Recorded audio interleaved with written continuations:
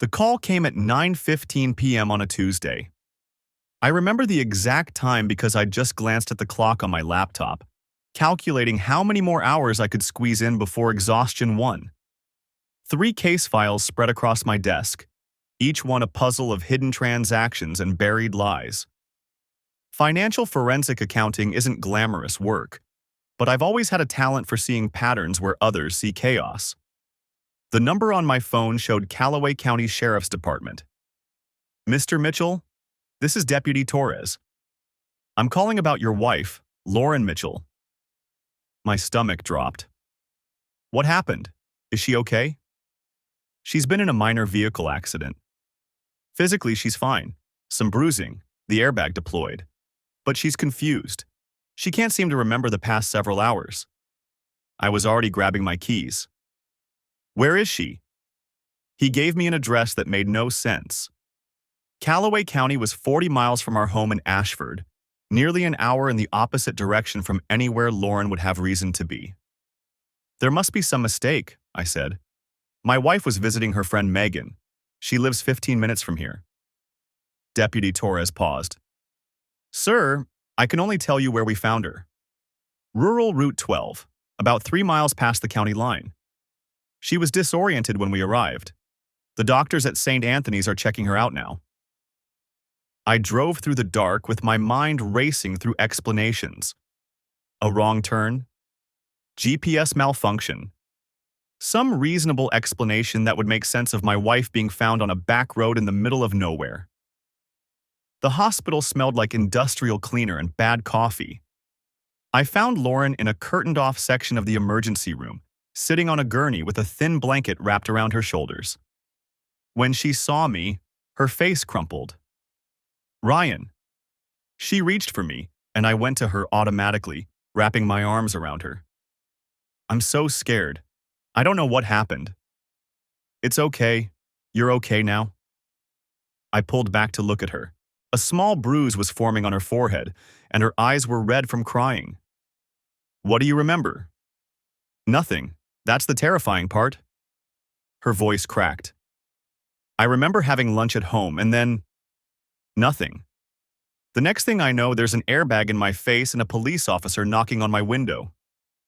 A doctor appeared, middle-aged, tired, the kind of exhaustion that comes from seeing too much.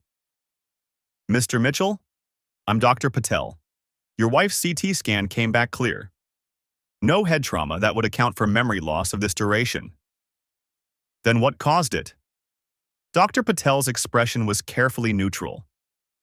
"There are various possibilities: stress, dissociative episodes, medication interactions." He exchanged a look with me, brief but unmistakable. "We've seen this before. I'd recommend she follow up with her primary care physician." After he left, Lauren gripped my hand tighter.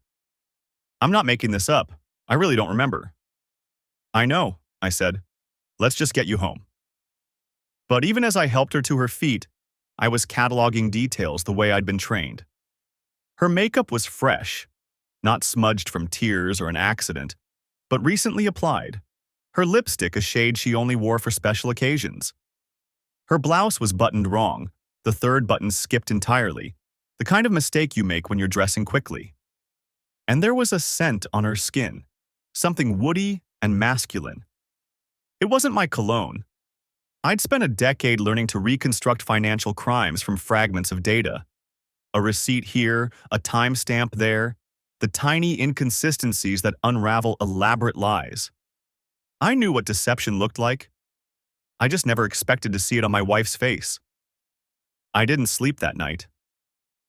While Lauren drifted off beside me, I lay awake staring at the ceiling, running scenarios.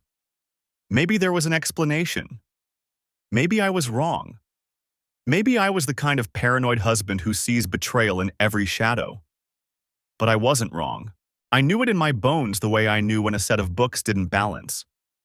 The question was, what was I going to do about it? I could confront her, demand answers, watch her lie to my face or confess through tears. We could have the screaming match, the accusations, the whole theatrical production of a marriage imploding. Or I could do what I do best. I could investigate. The next morning, I was the picture of a devoted husband. I made Lauren breakfast in bed. Scrambled eggs, toast, fresh coffee. I called her office and told them she'd had a car accident and needed a few days to recover. I fluffed her pillows and asked gentle questions that she deflected with tearful confusion. I keep trying to remember, she said, picking at her eggs. It's like there's this blank space where the whole afternoon should be. Don't force it. The doctor said it might come back on its own. What if it doesn't? What if something's wrong with me? I sat on the edge of the bed and took her hand. Then we'll figure it out together. That's what we do. She smiled at me, grateful, relieved, and I felt something cold settle in my chest. How many times had she smiled at me like that while hiding something behind it? I should call Megan, I said casually. Let her know you're okay. She must have been worried when you didn't show up. The flicker of panic in Lauren's eyes was almost imperceptible. Almost.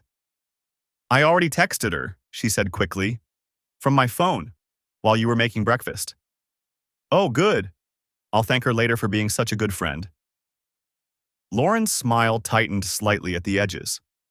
I didn't call Megan. Not yet. I wanted to see how long Lauren would maintain the fiction of a visit that never happened. 2 days later, I went to retrieve Lauren's car from the impound lot. I told her I was handling the insurance paperwork, which was technically true. What I didn't mention was everything else. The car was a mess. The front bumper crumpled, the airbags deployed, the windshield starred with cracks. I spent an hour going through it with the methodical precision I'd use on any case.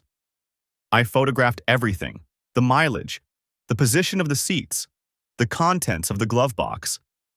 I downloaded the GPS history from the infotainment system onto a flash drive. And wedged under the passenger seat, barely visible, I found a keycard. Plain white plastic with a magnetic stripe and a logo I didn't recognize at first. The Willows Inn. Room 14.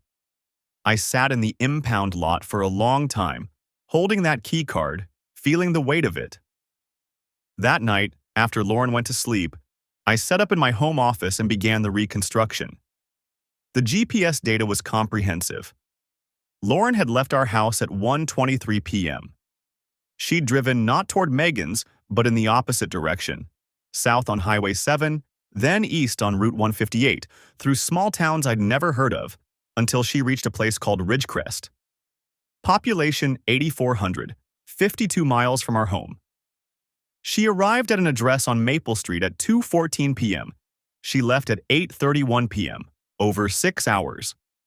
The accident happened at 9:22 p.m. on rural Route 12, a back road that wound through farmland, the scenic route that avoided the main highway.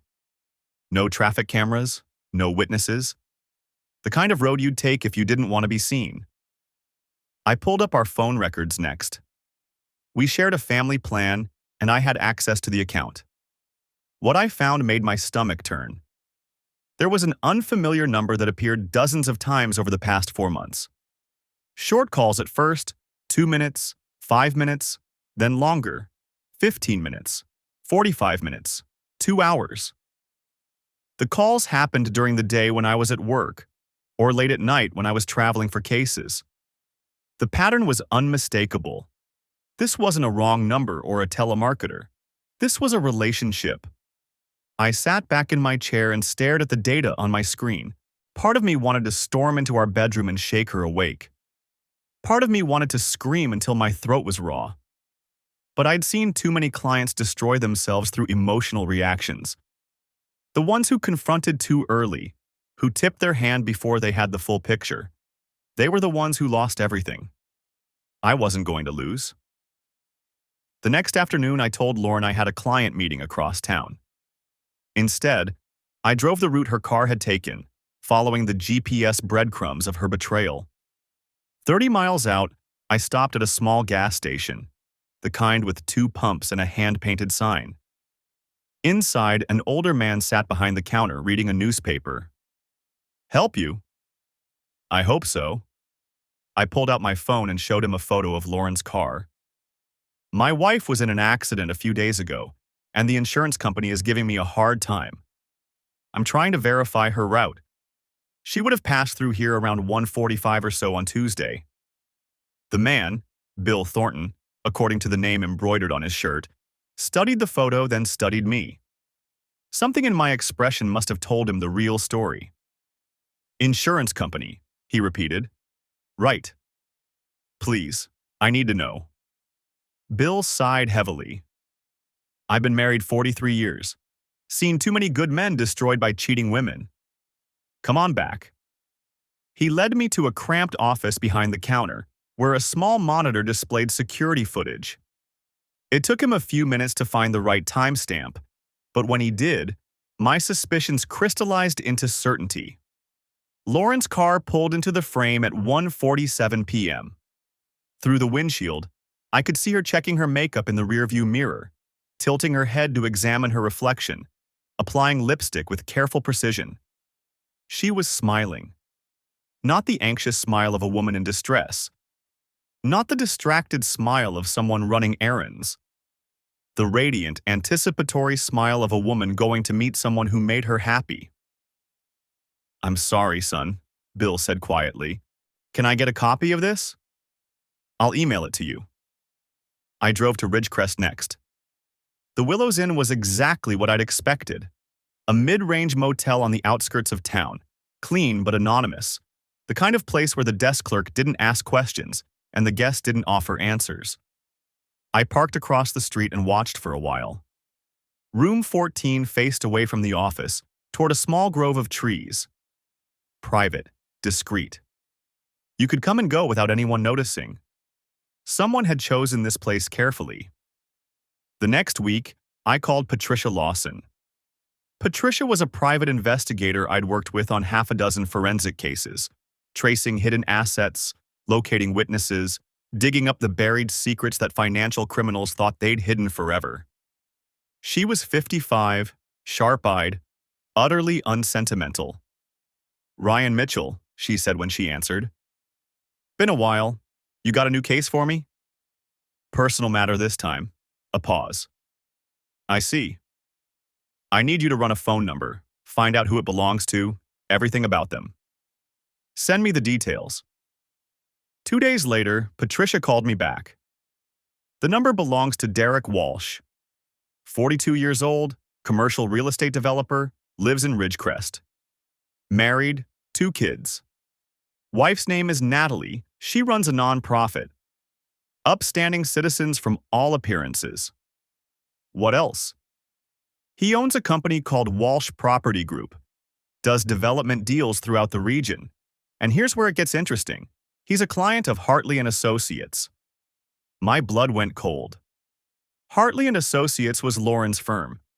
She was a project manager there, handling the architectural side of commercial developments. They've worked together? Multiple projects over the past 18 months, including one that's currently in progress, a mixed-use development on the east side of the city. Your wife is the lead architect's liaison. Business meetings, late nights at the office, project deadlines that kept her working weekends. All the excuses she'd given me, and I'd never questioned any of them. There's more, Patricia continued. I pulled some background on Walsh. He's had rumors following him for years. Affairs with colleagues, inappropriate relationships with subordinates. His wife has suspected before, but she's never been able to prove anything. Send me everything you have. That night, I began the financial forensics. I'd been putting it off, telling myself I was gathering information before jumping to conclusions. But the truth was, I'd been afraid of what I'd find. I wasn't afraid anymore. Our financial records were extensive: joint accounts, individual accounts, credit cards, investment portfolios. I'd always handled our finances, and Lauren had never shown much interest in the details beyond knowing we were comfortable. Now I understood why. The first thing I found was a credit card I didn't know existed. It was in her maiden name, Lauren Hayes, with a billing address at her office. The charges painted a picture I couldn't unsee: hotels, a boutique in the city that sold lingerie. dinners at restaurants she'd never mentioned visiting, a weekend trip to a coastal resort 6 months ago that she'd told me was a work conference. I checked my calendar. I'd been in Chicago that weekend, testifying as an expert witness in a fraud trial. The charges totaled over $8,000 in the past year. But that wasn't the worst of it. When I dug into our joint savings, I found a pattern of transfers I'd somehow missed. Small amounts at first, $500 here, $1,000 there, moved to Lauren's personal checking account. Over time, the amounts grew. $2,500, $3,000, $5,000. I ran the numbers 3 times before I believed them. $47,000. She'd siphoned off $47,000 from our joint savings. She wasn't just having an affair, she was preparing to leave, building a financial foundation for her new life while I worked 60-hour weeks to fund both households. My hands were shaking, but not with grief, with something harder, colder. I knew Lauren's passwords. We'd always shared everything, or so I'd thought. I accessed her personal email without hesitation. What I found in her spam account was enough to make a priest curse. Hundreds of emails between Lauren and Derek Walsh, stretching back 14 months. Some were logistical, meeting times, hotel confirmations, excuses to tell their spouses.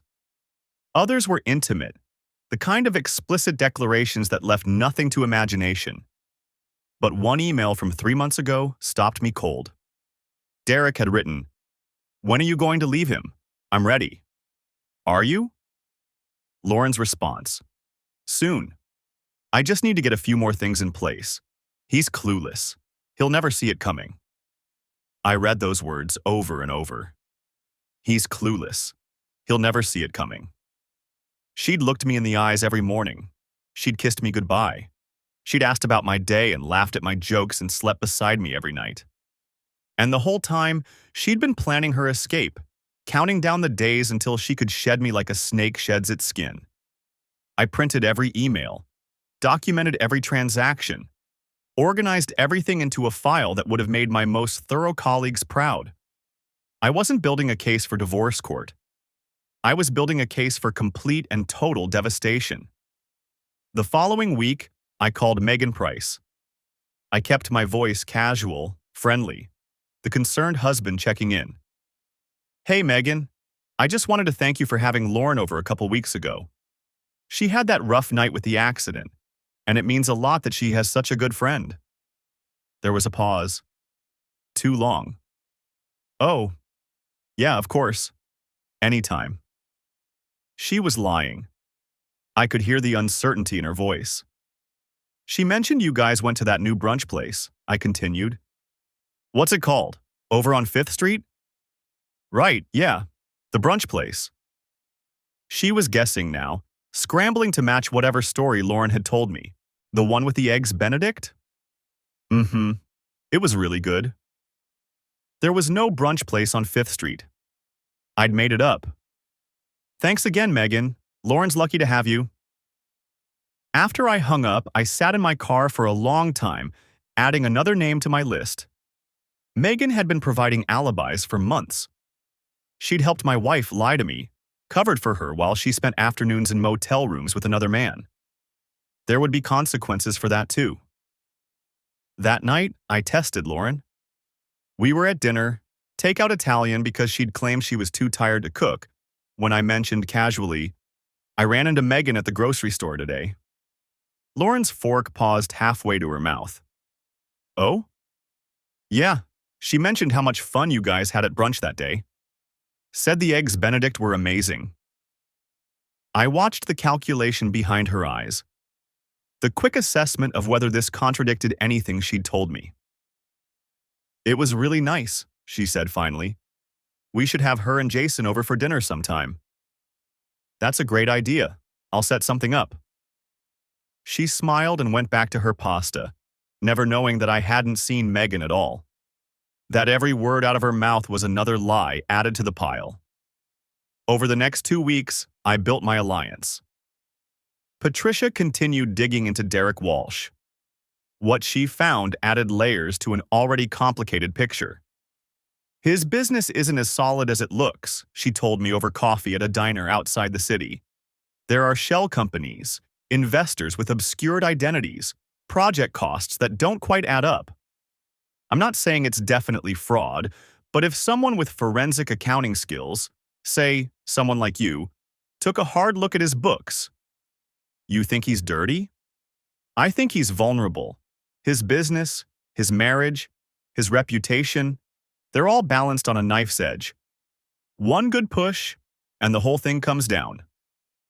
I stirred my coffee. Tell me about his wife. Natalie Walsh. Old money family, father's a prominent attorney. She's suspected Derek before, but he's always managed to talk his way out. From what I can tell, she's humiliated and angry, but doesn't have proof. If she had proof, Patricia's smile was thin, her father would destroy him. I also met with Victoria Palmer, a divorce attorney with a reputation for representing high-asset clients in complicated situations. Her office was all dark wood and leather furniture, the kind of place that whispered money and discretion. I laid everything out for her, the evidence, the timeline, the financial transfers, the emails. She listened without interrupting, her expression unreadable. When I finished, she leaned back in her chair. Mr. Mitchell, most husbands come to me with suspicions and hurt feelings. You've brought me a prosecution file. I wanted to be thorough. Thorough. She almost smiled. Well, here's where we stand. In this state, adultery can impact alimony considerations. The hidden assets and unauthorized transfers from joint accounts constitute financial misconduct. If you file first and control the narrative, we can ensure a favorable outcome. I want to file first, but not yet. Why not? Because I want her to have nothing when this is over. Not just nothing from me, nothing from him either. I want her to lose everything she was planning to take. Victoria studied me for a long moment. That's cold. She looked me in the eyes every day for over a year while she was planning to leave. She called me clueless. She said I'd never see it coming. I met Victoria's gaze. I saw it. All right, Victoria said. Then let's build your strategy. The first domino fell 3 weeks after the accident. I didn't contact Natalie Walsh directly. That would have been too obvious, too easily traced back to me. Instead, Patricia reached out to someone from Derek's past, a woman he'd had an affair with 5 years ago, who'd been waiting for an opportunity to return the favor. The package that arrived at Natalie Walsh's home contained carefully curated evidence. Screenshots from Derek's emails, edited to remove Lauren's identifying information for now, showing explicit messages to an unnamed woman. Photos of Derek's car at the Willows Inn, time-stamped. A timeline of his business meetings that didn't correspond to any actual business. Within a week, Natalie Walsh filed for divorce. Her father, true to Patricia's prediction, personally led the legal assault. A forensic accountant was hired to examine Derek's business dealings.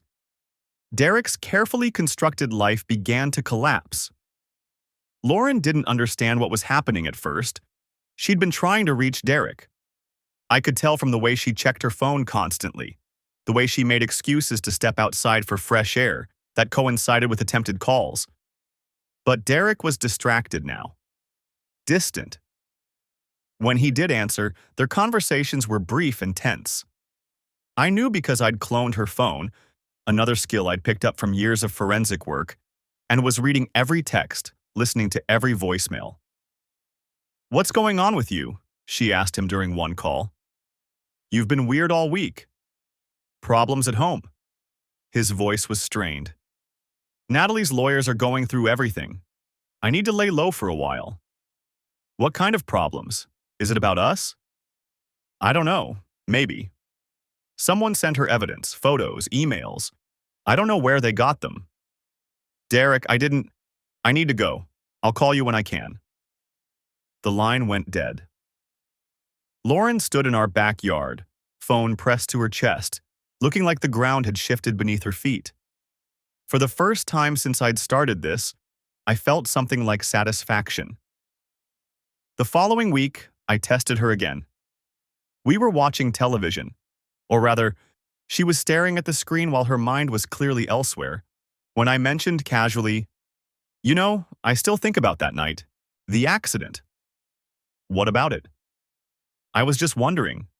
When the airbag went off, you said you don't remember anything.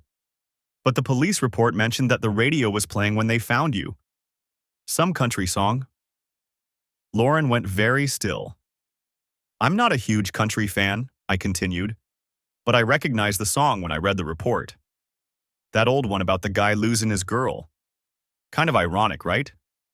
She turned to look at me. How do you know what song was playing? I smiled. It was in the report. Why? The fear in her eyes was unmistakable. She was trying to calculate how much I knew, whether this was an innocent comment or something more. I told you, I don't remember anything. Right. I turned back to the television. Must have been scary. Waking up like that, not knowing where you were or how you got there. She didn't respond, but I saw her hands trembling slightly as she reached for her wine glass. I was letting her know slowly that her story had holes, that her amnesia act wasn't as convincing as she thought. I wanted her off balance, uncertain, waiting for the other shoe to drop. It would. Soon. The following morning, I made a decision that had been forming in the back of my mind for days. I called in sick to work, something I rarely did, and drove to Ridgecrest. The town was exactly what you'd expect from a place with a population under 10,000. A main street with a hardware store, a diner, a small bank. The kind of place where everyone knew everyone, where a stranger stood out like a sore thumb. I found Derek Walsh's office without difficulty. Walsh Property Group occupied a converted Victorian on Oak Street, all gleaming windows and tasteful signage. I parked across the street and watched. At 11:47, a man emerged. Tall, well-dressed, silver touching his temples in a way that probably made women swoon. He walked with the confidence of someone who'd never been told no, who expected the world to arrange itself according to his preferences. Derek Walsh, the man who'd been sleeping with my wife. I watched him climb into a Mercedes and drive away, probably headed to a business lunch or a site visit or one of the dozen legitimate activities that had served as cover for his affair. Part of me wanted to follow him, to confront him in some parking lot, to make him understand what he'd taken from me. But that wasn't the plan. Confrontation was emotionally satisfying, but strategically stupid. I needed him to fall without ever knowing who'd pushed him.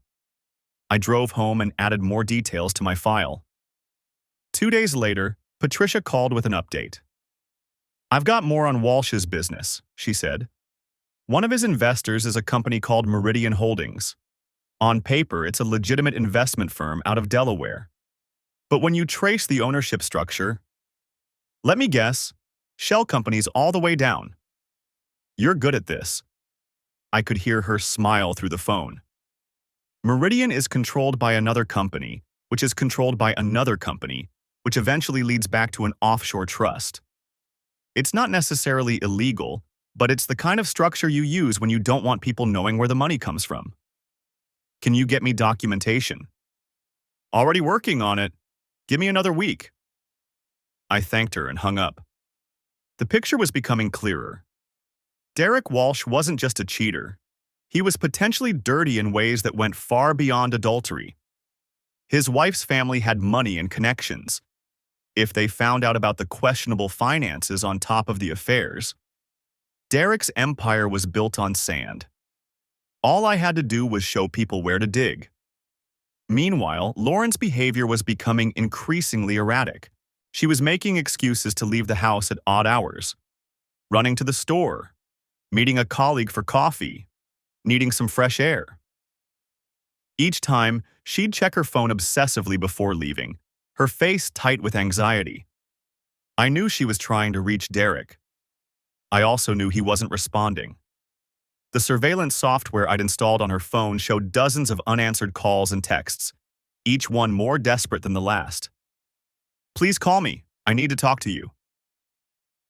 Derek, what's happening? You're scaring me. I love you. Whatever's going on, we can figure it out together. He never responded. One evening, I came home to find her crying in the guest room. She tried to hide it when she heard me approach, wiping her eyes and forcing a smile. Hey, I didn't hear you come in. Is everything okay? Fine, just hormones or something. You know how it is. I stood in the doorway, watching her. The woman I'd married was dissolving before my eyes, becoming someone I barely recognized. Desperate, pathetic, trapped in a situation of her own making. Lauren, I said quietly, whatever's going on, you can tell me. For a moment, I thought she might actually confess. I saw the words forming behind her eyes, the impulse toward honesty struggling against months of deception. Then her expression hardened. Nothing's going on. I'm just tired. Okay, I turned to leave. I'm ordering Thai for dinner. Your usual? Sure, thanks. I walked away, marveling at the human capacity for self-destruction. Even now, with her affair crumbling and her husband clearly suspicious, she couldn't bring herself to tell the truth. The lies had become so integral to who she was that honesty felt like death. It was almost sad. Almost. 3 weeks after the accident, I suggested a dinner party. We've been so stressed lately, I said over breakfast. Let's reconnect with friends. Have people over, good food, good wine. It'll be fun. Lauren looked uncertain. I don't know. I'm still not feeling quite myself. All the more reason. Being around friends will help. What do you think about next Saturday?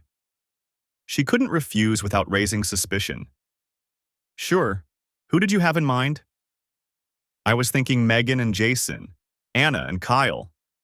I paused. And maybe your sister? Christina? You two have seemed distant lately. It might be nice to reconnect. Lauren's smile was strained. Okay, Saturday it is. I spent the week preparing, shopping for ingredients, selecting wines, choosing the right music for the evening, and assembling my evidence into a presentation. Saturday arrived. Lauren was nervous all day. I could see it in the way she fussed over the table settings, checked her phone every few minutes, jumped at small sounds. She thought she was hiding it, but I'd become fluent in her tells. Do you think this tablecloth is okay? She asked, smoothing imaginary wrinkles. Maybe the blue one would be better. The white looks perfect. Stop worrying. I'm not worried. I just want everything to be nice. She adjusted a wine glass by millimeters. What time did you tell everyone? 6:30. She glanced at the clock. 4 hours to go. I could practically hear her mind racing, calculating variables, wondering what I might have planned. Some part of her suspected this wasn't an ordinary dinner party. Our guests arrived between 6 and 7. Megan and Jason Price came first, Megan carrying a bottle of wine with hands that trembled slightly. Her eyes swept the room when she entered, looking for something, or someone. Ryan, so good to see you. Her hug was stiff, performative. Lauren, the house looks beautiful. Jason seemed oblivious, chatting amiably about the traffic and his recent golf game. He had no idea his wife had been complicit in my wife's affair. That would change soon. Anna and Kyle Bennett arrived next, cheerful and relaxed, bringing a dessert they'd picked up from the bakery downtown. They represented normalcy, a happy marriage, uncomplicated friendship, everything Lauren and I had pretended to have. Finally, Christina Hayes. Lauren's younger sister hesitated at the door, her face pinched with anxiety. She kept shooting nervous glances at Lauren when she thought I wasn't watching. Thanks for having me, Christina said, accepting a glass of wine.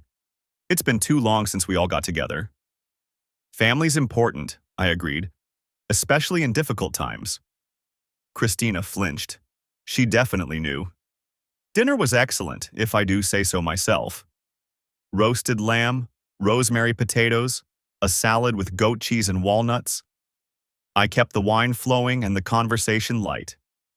We talked about work, about the neighborhood, about plans for the holidays. Anna mentioned her sister's wedding coming up. Kyle complained about his commute. Jason recounted a story about a disastrous business trip that had everyone laughing. Through it all, I watched the women. Lauren, her smile too bright and her laughter too quick. Megan, drinking more than usual, her eyes darting to the door as if planning an escape. Christina, barely touching her food, pushing lamb around her plate. They sensed something was coming. They just didn't know what. I waited until we'd finished the main course and were lingering over dessert. The timing had to be perfect. "Lauren," I said, in the same casual tone I'd used all evening. "I've been meaning to ask, did you ever figure out how you ended up in Callaway County that night?" The table went quiet. It was as if someone had sucked all the air out of the room. Lauren's fork froze halfway to her mouth. "What?" "The accident, remember? You were found on rural Route 12, almost 40 miles from where you said you'd be." I took a sip of wine, watching her over the rim. "The police report mentioned your car's GPS showed you were in Ridgecrest all afternoon, at a place called the Willows Inn." Megan made a small sound, almost a whimper. Jason looked confused, glancing between his wife and Lauren. "What's going on?" Anna asked, her voice uncertain. "I told you," Lauren said, her voice tight, her knuckles white around her napkin. "I don't remember." "Room 14. I reached into my pocket and placed the keycard on the table. It sat there between the wine glasses and the dessert plates, small and white and damning. "You were there for over 6 hours. "Ryan, please," Megan started. "You don't get to speak right now, Megan." My voice was calm but carried an edge that silenced her instantly. "You've done enough speaking. All those alibis, all those cover stories. We'll get to your part in this."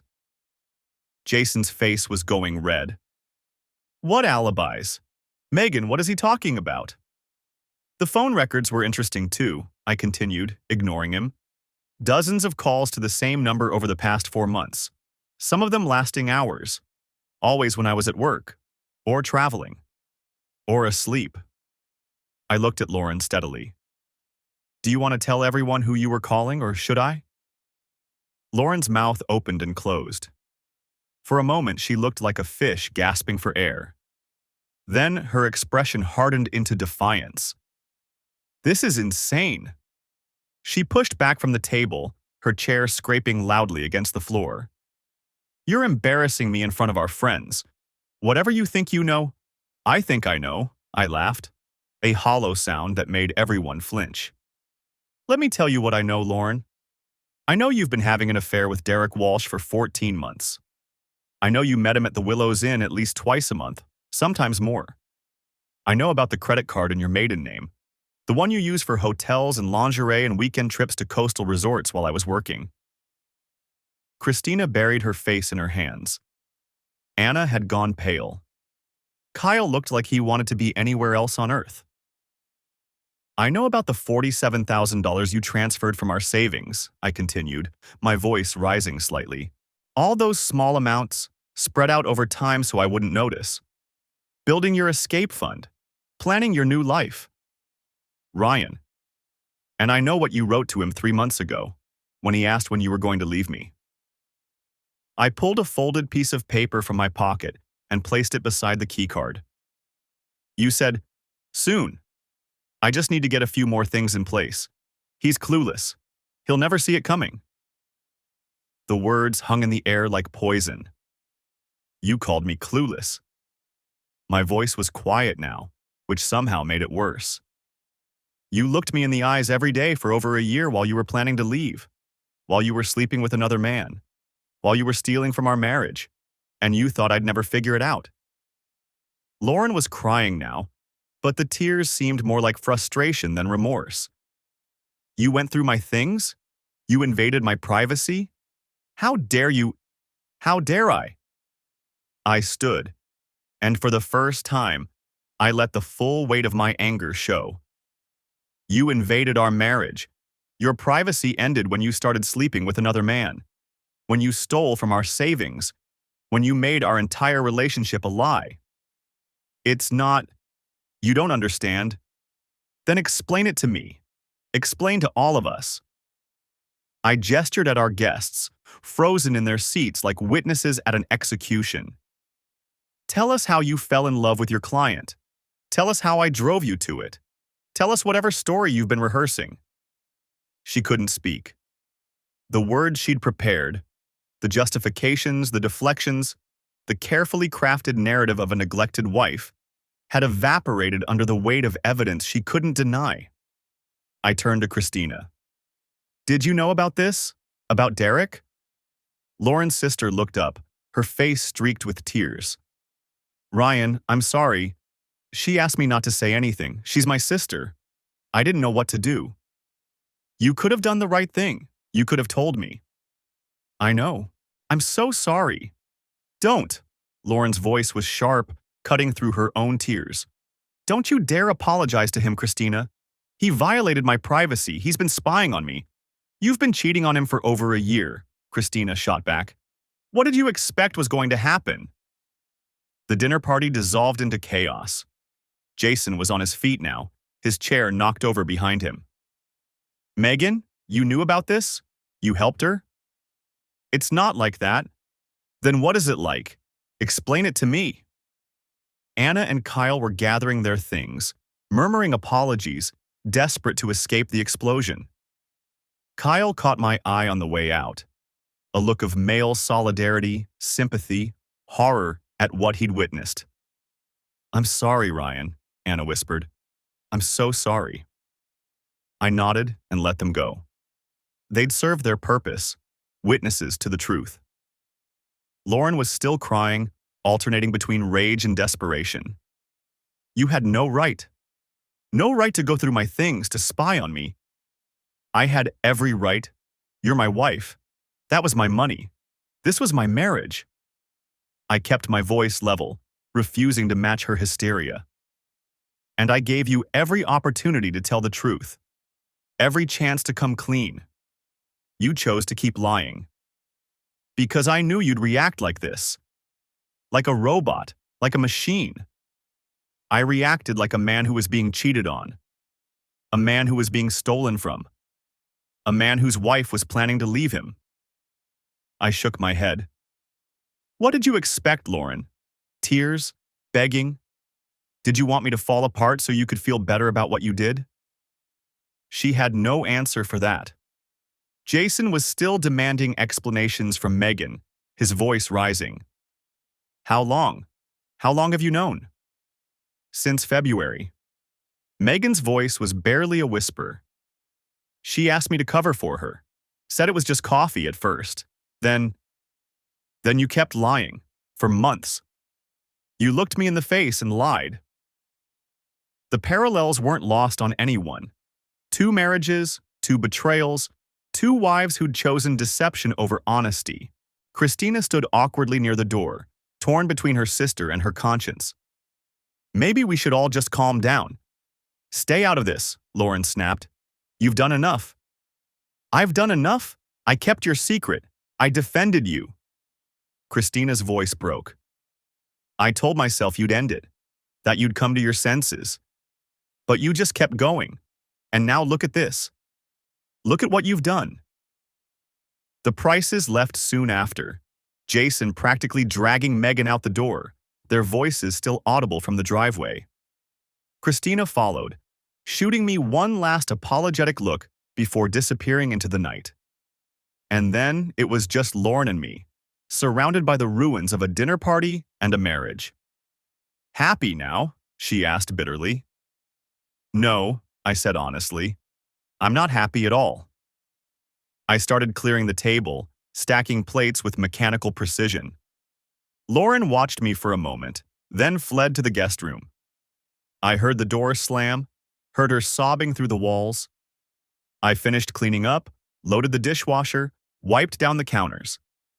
The routine was soothing in its mundanity. When everything was clean, I poured myself a whiskey and sat in the darkened living room. I'd done what I set out to do. The truth was out. The narrative was shattered. Everyone who mattered knew what Lauren had done. But I felt empty, hollowed out. Like I'd won a battle only to realize the war had destroyed everything worth fighting for. The aftermath was exactly as brutal as I'd planned. Lauren moved into the guest room that night. The next morning, she emerged red-eyed and defiant. "We need to talk," she said, standing in the doorway of the kitchen where I was making coffee. "Okay." I poured a cup and sat down. "Talk. What you did last night was cruel. You humiliated me in front of our friends, our family. You humiliated yourself. I just provided the evidence. I made a mistake, Ryan. People make mistakes. But this," she gestured vaguely, encompassing the dinner party, the revelations, everything. "This was vindictive. This was calculated." "Yes," I agreed. "It was. Don't you feel anything? Aren't you hurt? Angry?" "I'm furious," I said calmly. "I've been furious for weeks. But I learned a long time ago that acting on anger makes you stupid. So I did what I do best. I gathered evidence. I built a case. I presented the facts. You're talking about our marriage like it's one of your fraud cases. That's what it felt like. Finding out my wife had been deceiving me, stealing from me, planning to leave me. That felt exactly like uncovering a fraud."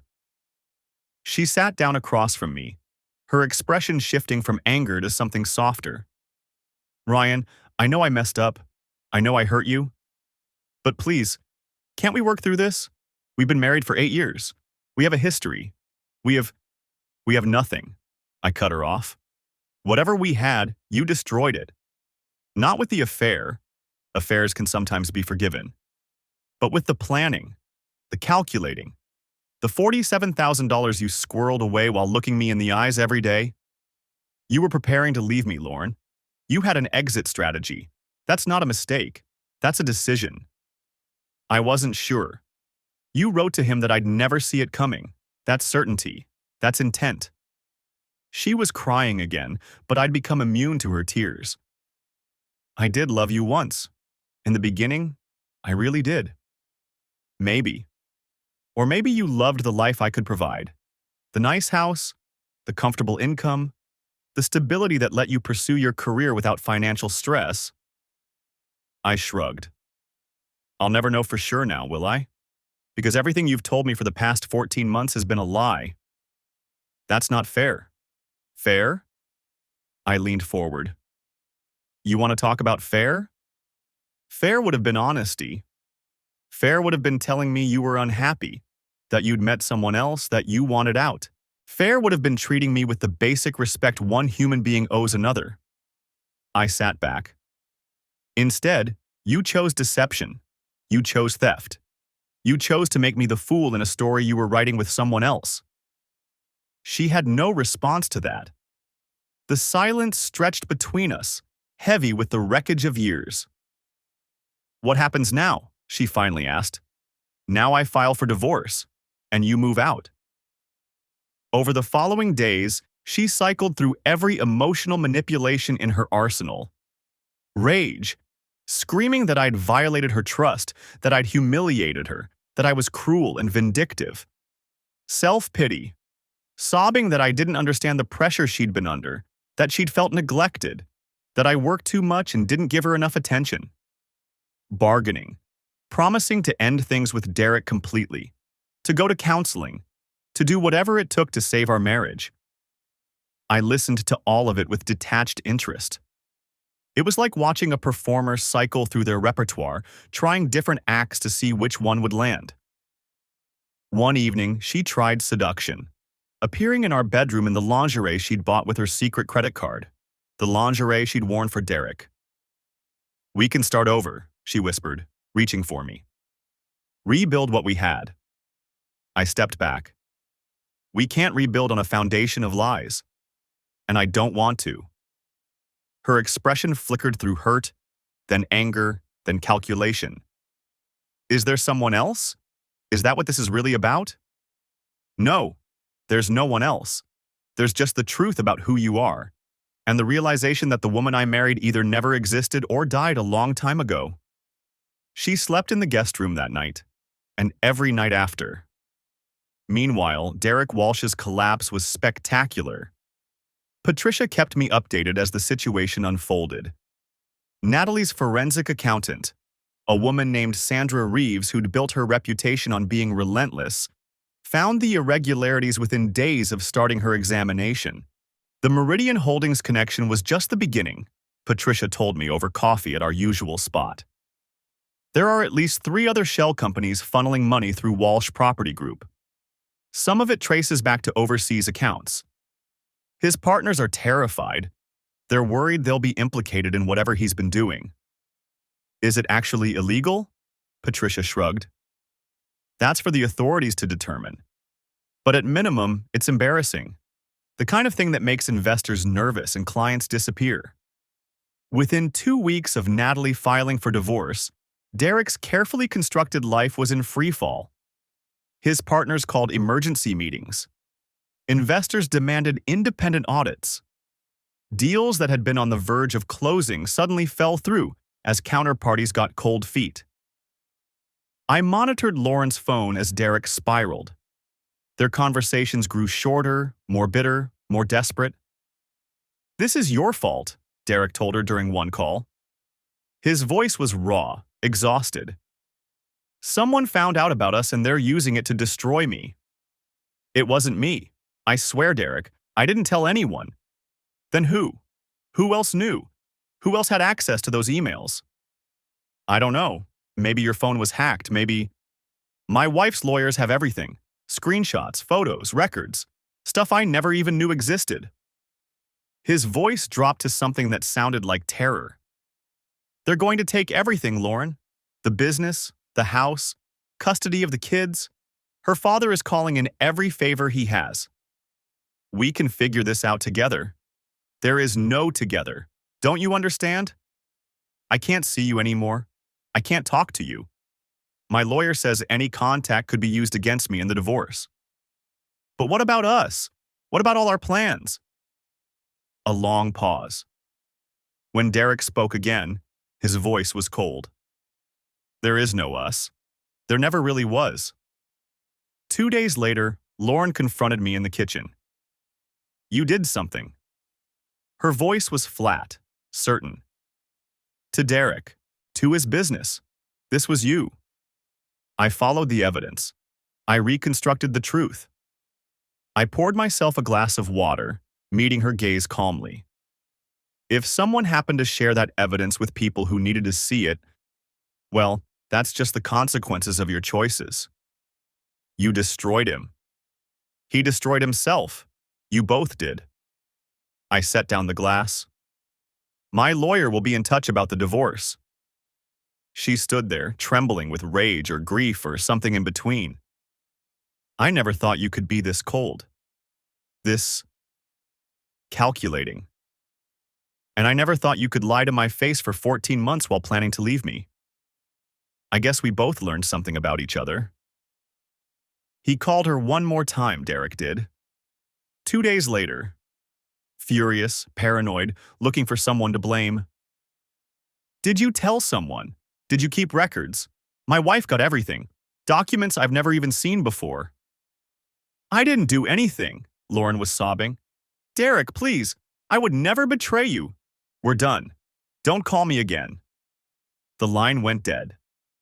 And just like that, Lauren's grand romantic future evaporated. No Derek. No money she'd been squirreling away. That would go back to me in the divorce. No new life built on the ashes of the old one. Nothing but the ruins of 2 marriages and a reputation that would follow her for years. I filed for divorce on a Monday morning. Victoria Palmer had prepared everything with her customary precision. We'd spent hours in her office going over strategy, anticipating Lauren's possible defenses, planning for contingencies. "She'll try to paint you as the villain," Victoria warned me. "The cold, calculating husband who spied on his wife. Some judges respond to that narrative. I have documentation showing she stole $47,000 from our joint accounts. I have proof she was planning to leave me. I have emails where she called me clueless. Which is why we'll win. But she might try to drag this out, make it painful. She doesn't have the resources to drag anything out. I made sure of that. Victoria raised an eyebrow but didn't comment. She'd represented enough betrayed spouses to know that revenge came in many forms. The petition included everything: evidence of adultery, documentation of unauthorized financial transfers, a request for restitution of the $47,000, and a request that Lauren be responsible for her own legal fees given her demonstrated pattern of deception. Lauren was served that afternoon. I wasn't there to see it, but I imagined her face when the process server appeared at the door. She called me that night, crying. "You didn't have to do it this way. We could have worked something out between ourselves. Like you worked out transferring our savings without telling me? Like you worked out all those meetings with Derek? I think I'll stick with lawyers. I can't afford a lawyer. You know I can't. You have $47,000 of my money. Use that. That money is gone. I spent it on..." She stopped. "On what? Hotels? Trips? Lingerie for your boyfriend?" Silence. "Get a lawyer, Lauren. You're going to need one." She hired an attorney eventually, a junior partner at a mid-size firm named Bradley Hutchins, young and eager, but clearly out of his depth. He took one look at the evidence Victoria had compiled and advised Lauren to settle. "Fighting this will only make it worse," he told her. "I know because Patricia had contacts at his firm. The documentation is overwhelming. You have no counter-narrative. Your companion is dealing with his own legal troubles and won't be providing any support, financially or otherwise." Lauren called me again, this time with Hutchins on the line. "My client would like to propose a settlement discussion," he said, his voice professionally neutral. "I'm listening." "She's willing to admit to the affair and return the transferred funds in exchange for an equitable split of remaining assets and no public disclosure of the circumstances." I laughed. "You're asking me to pretend this was a normal divorce? After everything she did?" "Mr. Mitchell, here's my counteroffer. She admits to the affair, returns every penny she took, accepts a reduced share of assets due to her misconduct, waives any claim to alimony, and we're done. No public disclosure, no dragging this through the courts. Clean and quick." "That's... my client couldn't possibly." "Then we'll see you in court, and I'll make sure every email she sent to Derek Walsh becomes part of the public record." The line went quiet. I heard muffled conversation on their end. Hutchins came back. "We'll consider your proposal and get back to you." The settlement negotiations took 6 weeks. Lauren tried various tactics: tears, threats, appeals to our shared history. She accused me of emotional cruelty, of driving her away with my work obsession. She claimed the affair had been a symptom of our failing marriage, not the cause. None of it moved me. "I've seen the emails," I told her, during one of our required mediation sessions. "You weren't desperate or lonely. You were happy. You were in love with him. You were counting down the days until you could leave me and start your new life. That's not fair." "Fair?" I turned to the mediator, a patient woman named Ruth who'd seen too many divorces to be surprised by anything. She wrote to her affair partner that I'd never see it coming. Those were her exact words. Does that sound like someone who was driven to infidelity by a neglectful husband? Ruth looked at Lauren with something like pity. "I think we should take a break." In the end, Lauren accepted my terms. She had no choice. I kept the house. She returned the $47,000 she'd transferred, or what was left of it, which meant selling some jewelry and liquidating her retirement account. Our remaining assets were split, with her share reduced significantly due to the documented adultery and financial misconduct. No alimony. The evidence made that possibility laughable. I retained full ownership of my consulting business. She would walk away with a fraction of what she'd expected, and nothing she'd schemed for. We met at Victoria's office to sign the final papers. The conference room was all dark wood and leather, neutral and professional, a space designed for endings. Lauren arrived with Hutchins. She looked like a ghost of the woman I'd married. Thinner, older, the confident spark in her eyes extinguished. Her clothes, once always impeccable, hung slightly loose. Her hair needed attention. The transformation was startling. "Let's keep this simple," Victoria said, spreading documents across the table. "Both parties have agreed to the terms outlined in the settlement. We just need signatures." Hutchins nodded. Lauren stared at the papers like they might bite her. We signed in silence. Page after page, initialing clauses, dating sections, formalizing the end of 8 years. The scratch of pens was the only sound. When we reached the final page, Lauren hesitated. Her pen hovered over the signature line. "I did love you," she said quietly, not looking at me. "In the beginning, I really did." The others in the room, Victoria, Hutchins, the paralegal who'd been witnessing, went still. I set down my own pen. "You loved the life I provided. The security, the comfort, the freedom to pursue your career without worrying about bills. There's a difference." "That's not true." "Maybe not at first. But somewhere along the way, it became true. And you decided that Derek could give you something better, more excitement, more passion, whatever it was you thought you were missing." I shrugged. "You were wrong about that, obviously. But by then you'd already burned everything down." She finally met my eyes. I saw tears there, but I couldn't tell if they were from grief or self-pity. "I'm sorry," she whispered, "for what it's worth." "It's not worth much, but I appreciate you saying it." She signed. I signed. Victoria collected the documents. "That concludes our business," Victoria said briskly. "The decree will be finalized within 30 days. Lauren stood, gathering her purse. At the door, she turned back. "What will you do now?" "Move on, same as everyone does." She nodded slowly, then walked out. Hutchins followed after a brief handshake with Victoria. When they were gone, Victoria turned to me. "Are you okay?" "I'm fine." "You handled that well, better than most." "I've had practice, closing cases, tying up loose ends." I gathered my copies of the documents. This was just another case. Victoria studied me for a long moment. "If you need anything, a referral to a therapist, whatever, don't hesitate to call." I appreciate that. But I knew I wouldn't call. I'd handled this the way I handled everything else, methodically, precisely, with emotions carefully controlled. It had worked. I'd protected my assets, exposed the truth, and emerged more or less intact. If there was a cost to that approach, I'd pay it later. In private, where no one could see. The weeks after the divorce were strange. I'd spent so much energy on investigation and strategy that I didn't know what to do with myself once it was finished. I sold the house.